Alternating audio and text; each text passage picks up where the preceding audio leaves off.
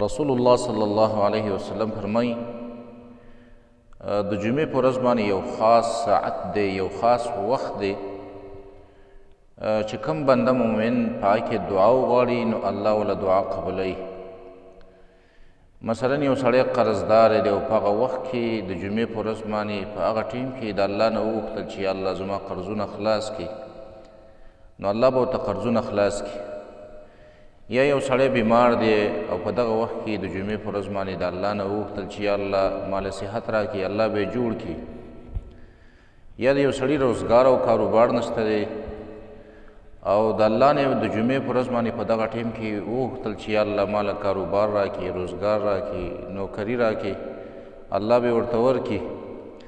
یا د یو بنده دی اولاد یې نشته، بچي نشته او د الله نه سوال وکړو په دغه وخت باندې نو الله به ورله اولاد ورکړي.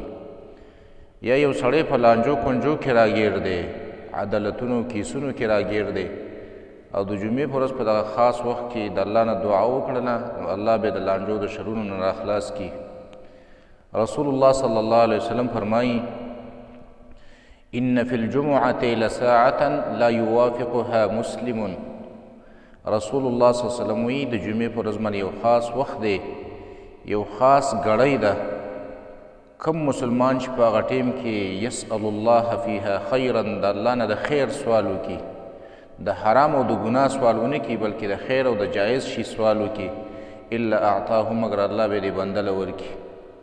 او بیا رسول الله صلی الله علیه وسلم فرمایي وهي ساعة خفیفه، دا ډېر معمولي ټیم دی، لږ ټیم دی، خو په هغې کې چې څوک دعا وغواړي الله یې ورله نه رد کوي، الله یې ورله قبلوي. بیا دا کم وخت دی؟ دې کې دوه قوله دي د علماو. یو قول دا دی چې دا وخت چې کله امام د خطبې دپاره کیني، خطبې ته راوځي، خطبې دپاره کیني تر د جمعې د مونځ کېدلو پورې، ختمېدلو پورې، هغه ټیم کې دغه ټیم کې چې څوک څه دعا غواړي الله یې ورله قبلوي. ابي موسی اشعري رضی الله تعالی عنه فرمایي وی ما د رسول الله صلی الله علیه وسلم نه اورېدلي دي د دغه وخت په باره کې، د جمعې په ورځ د دغه ساعت په باره کې چې الله پکې دعا قبلوي.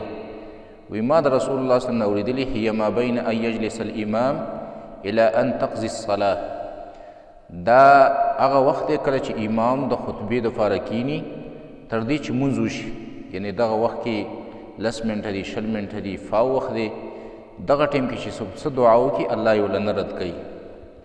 دویم قول دا دی چې دا وخت د جمعې په ورځ باندې د مازدیګر هغه اخرنۍ ګړۍ ده، د مازدیګر نه وروستو هغه اخرنی ټیم دی. دا هم په روایاتو کې راځي. جابر بن عبدالله رضی الله تعالی عنه فرمایي وی رسول الله صلی الله علیه وسلم فرمایلی دي چې یوم الجمعة 12 ساعة، د جمعې ورځ 12 ګنټې ده. فیها ساعة، په دې جمعه کې یو ساعت دی، لا یوجد عبد مسلم یسأل الله شیئا الا آتاه ایاه. کم مسلمان چې په دغه ساعت کې څه شی وغواړي د الله نو الله یې ورکوي. او بیا رسول الله صلی الله علیه وسلم وفرمایل چې فلتمسوها آخر ساعة بعد العصر، تاسو دغه ټیم هغه اخرنی ساعت لټوئ د مازدیګر د مانځه نه وروستو. هغه ټیم دی دا چې الله پکې دعاګانې نه رد کوي، والله پکې دعا د بنده قبلوي. ابي هريره رضی الله تعالی عنه فرمایي وی ما ته عبدالله بن سلام رضی الله تعالی عنه داسې ویلو چې دغه وخت چې دی د جمعې په ورځ باندې دغه ساعت چې دی دا د مازدیګر نه وروستو د اخرنۍ ګړۍ ده. نو د جمعې په ورځ باندې په دوانو ټیمونو کې هم سړی دعا غوښتلی شي. یو چې امام کیني په خطبې دپاره تر د مانځه د پوره کېدلو پورې په دغه وخت کې، او دویم چې کله د مازدیګر لمونځ د جمعې په ورځ باندې وشي او د هغې نه وروستو اخرنۍ ګړۍ د جمعې د ورځې په دغه کې څوک څه دعا وغواړي، هر چا په زړه باندې چې حاجت دی، چا قرضدار دی، څوک بیمار دی، د چا روزګار نشته، د چا بچي نشته، د چا بیبي نشته دی، ښځه کول غواړي، څوک په لانجو شرونو فتنو کې راګیر دی او د الله نه په دغه ساعت کې سوال وکړي نو الله پاک یې نه رد کوي، الله پاک یې ورله قبل